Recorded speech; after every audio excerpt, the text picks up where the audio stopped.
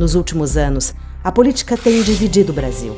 Logo, a política, que existe para buscar o entendimento, promover o bem comum, virou motivo de discórdia, separando amigos, colegas de trabalho e até famílias. É hora de deixar isso para trás. O Brasil necessita da nossa união. Os brasileiros precisam criar novos espaços de diálogo, debater ideias e buscar o entendimento. Esse é o caminho para o Brasil. O que o Brasil mais precisa é de diálogo e muito trabalho para sair desta crise. Ninguém aguenta mais essa polarização que está dividindo os brasileiros. É hora de dar um basta nos radicalismos e nas falsas narrativas que alimentam a discórdia. Precisamos buscar o consenso necessário para recolocar o país no rumo certo. Porque só há uma saída para a crise: praticar a boa política com responsabilidade, equilíbrio, espírito público e compromisso com o Brasil. Quando me candidatei à presidência da Câmara, o Congresso estava passando um dos piores momentos da sua história. Construímos a candidatura com muito diálogo, inclusive conversando com nossos adversários, buscando entendimento, porque é disso que o Brasil mais precisa. O nosso maior desafio hoje é superar a crise e criar uma perspectiva de futuro para os brasileiros. Não tenho dúvida que isso é possível, com diálogo e equilíbrio. Assim, já aprovamos medidas importantes, como o teto de gastos, a reforma trabalhista, a ajuda aos municípios e aos estados em crise, entre eles o Rio de Janeiro, onde o clima de insegurança é muito grave. Já avançamos muito e vamos avançar mais, com medidas para combater a violência que vem se alastrando por todo o Brasil. As mudanças na economia já estão dando resultado. Os juros caíram, a inflação baixou e os empregos estão voltando com o fim da recessão. O Democratas tem compromisso com o Brasil e está trabalhando para fazer o Brasil voltar a crescer, para gerar empregos e para melhorar a vida das pessoas.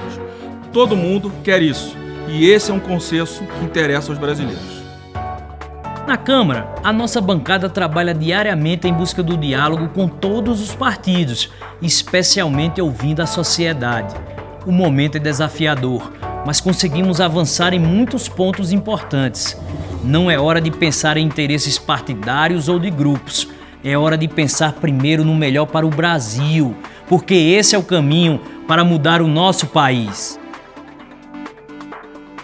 O nosso compromisso é com o Brasil e com os brasileiros, sobretudo com os mais de 13 milhões de desempregados pela crise econômica deixada pelos governos do PT.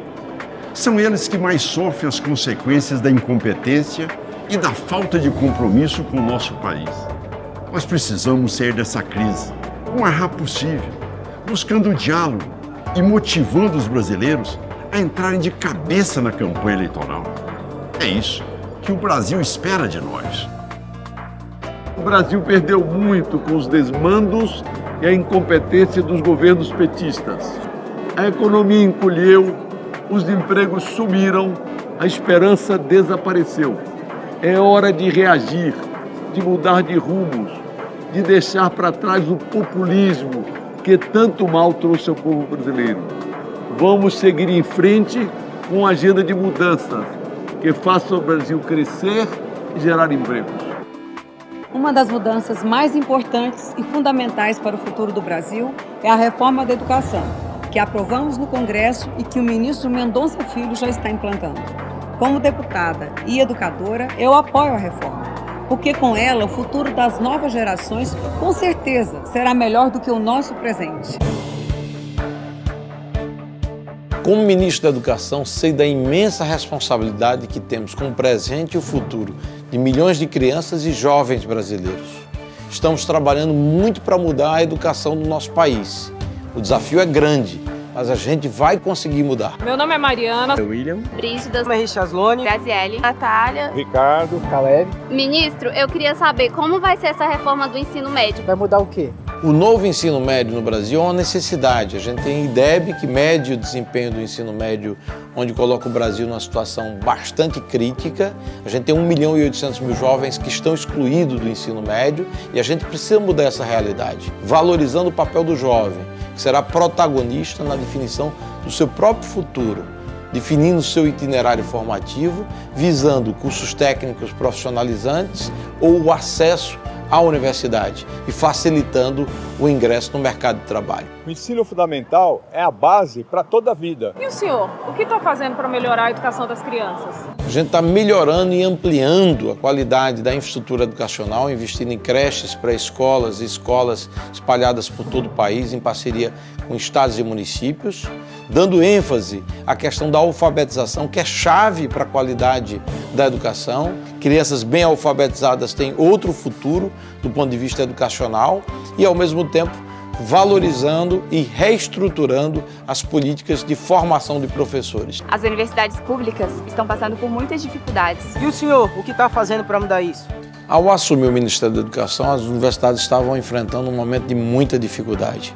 Nós garantimos, no ano passado, 100% do custeio, que é a verba de manutenção das universidades. Retomamos obras paradas e estamos consolidando um programa de ampliação dos campi das universidades federais espalhadas por todo o país. Ao mesmo tempo, garantimos a ampliação do FIES, que significará mais acesso dos estudantes às universidades e faculdades privadas. E a preservação do ProUni, que significa, em termos práticos, bolsas integrais e parciais para os estudantes que desejam cursar um curso superior no nosso país. Além de ajudar a fazer as reformas em Brasília, o Democratas administra 267 cidades em todo o país.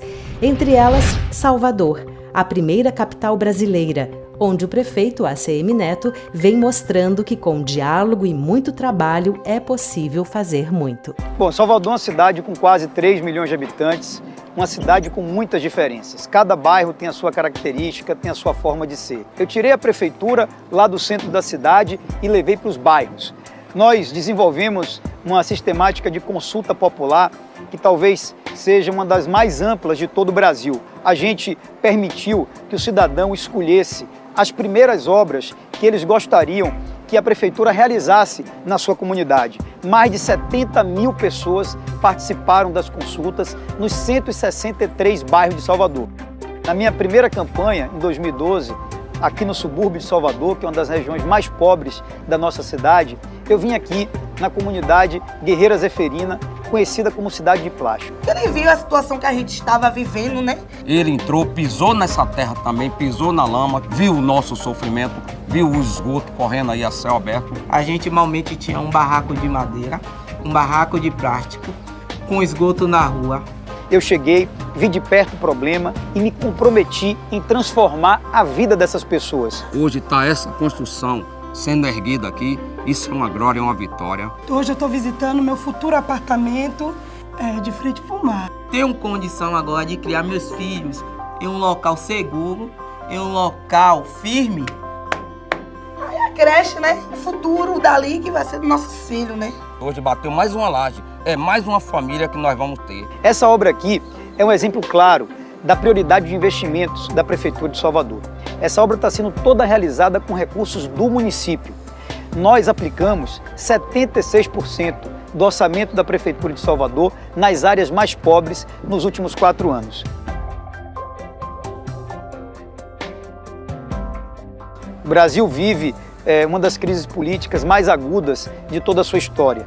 E a crise não vai ser superada com antagonismos, com oposições, com brigas e nem com disputas. A crise ela só pode ser superada com união. Eu acho que o caminho é o caminho do diálogo, da proximidade, da abertura para ouvir o cidadão e transformar as ações de governo naquilo que é desejado, naquilo que é a esperança do nosso povo.